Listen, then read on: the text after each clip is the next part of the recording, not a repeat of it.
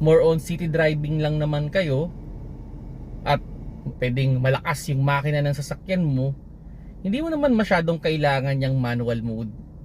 Pero kung kayo ay pupunta sa mga location na maraming ahon or maraming pababa, mas okay na at least kahit papano marunong kayo gumamit niyan.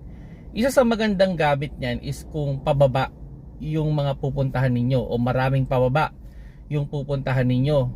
Para hindi kayo mamreno ng mamreno, pwede nyong ilagay sa manual mode at iselect ninyo yung gear na proper dun sa pababa na pupuntahan ninyo. Like for example, dun sa pababang kalsada na yon, ang gusto mo lang na takbo is around 30 kph. So pwede mo siyang ilagay sa second gear or third gear. At magme-maintain na lang yon ng around 30 kph at hindi mo na kailangan mamreno ng mamreno. Now, sa mga pataas naman na kalsada, kung tutusin, kaya naman talaga ng drive yan sa automatic. Pero kung ayaw mo nung parang mabibitin, mas okay na iselect mo siya sa manual mode. Kumbaga, bago umahon, ilagay mo sa manual mode, lagay mo sa first gear. Then, dire-diretso na yung ahon yun.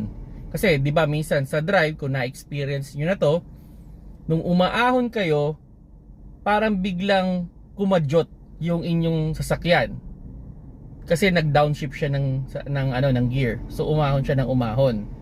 So, kung sakali mang naka-manual mode na kayo, wala nang kadyot. Dire-diretso na yung ahon. And yun, kung gusto nyo mag-enjoy mag-drive, gusto nyo i-control yung inyong cambio, kung gusto nyo medyo aggressive, so you can use the manual mode, no? Pero yun nga, sabi ko nga, sa mga usually city driving, hindi na yan masyadong ginagamit. Ideal yan sa mga mga sobrang matatarik, sobrang mga pababa, para mas control nila yung takbo ng kanilang sasakyan.